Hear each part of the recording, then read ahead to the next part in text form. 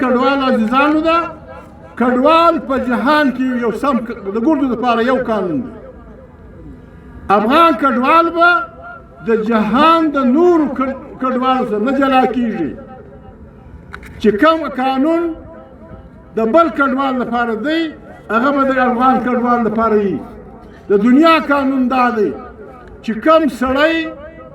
په کوم ملک کې پیدا سو دی د هغه ځای اوسېدونکی هر افغان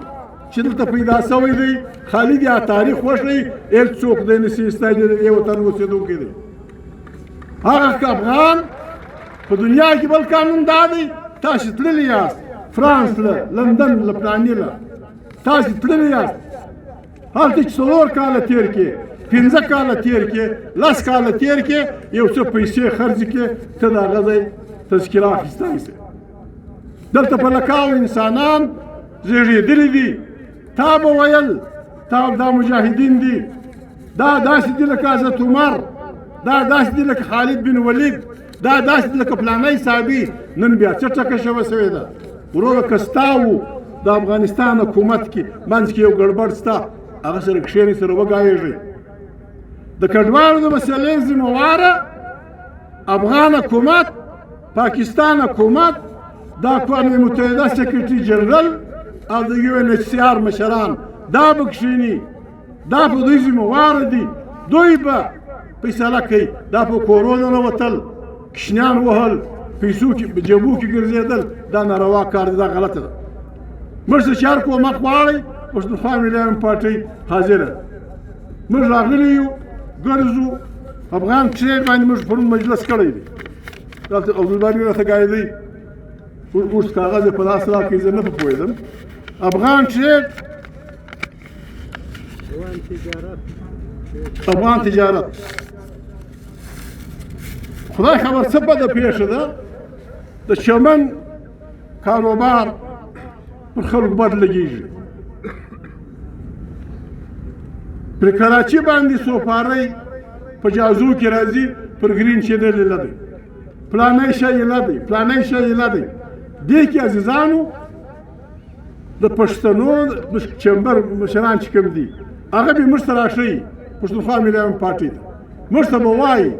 موږ ته به لارې راشئ چې زموږ څه په وس پردي هغه بالکل موږ ورسره کوو عزیزانو هغه ورسره کوو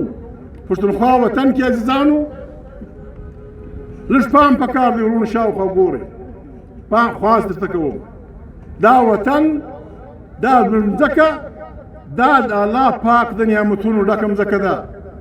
په دې کې د دنیا هر نعمت شته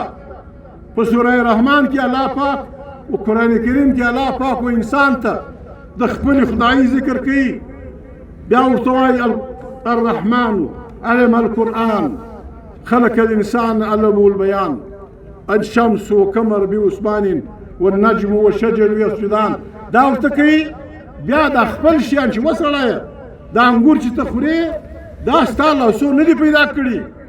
دا خرما چې ته خورې دا ستا نه دي پیدا کړي دا زیتون دا فلانا دا ما پیدا کړي بیا سمندرونه بیانوي بیا غمیور بیانوي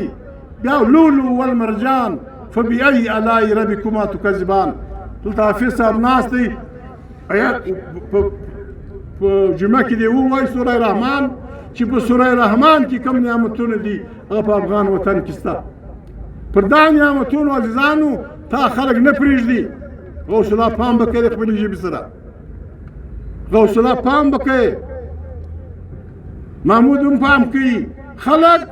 زموږ د دغه نعمتونو لپاره زموږ پر وطن یو میله جوړول غواړي لکه په یوکرین کې جوړه ده لکه په فلسطین کې جوړه ده موږ به خپل بچیان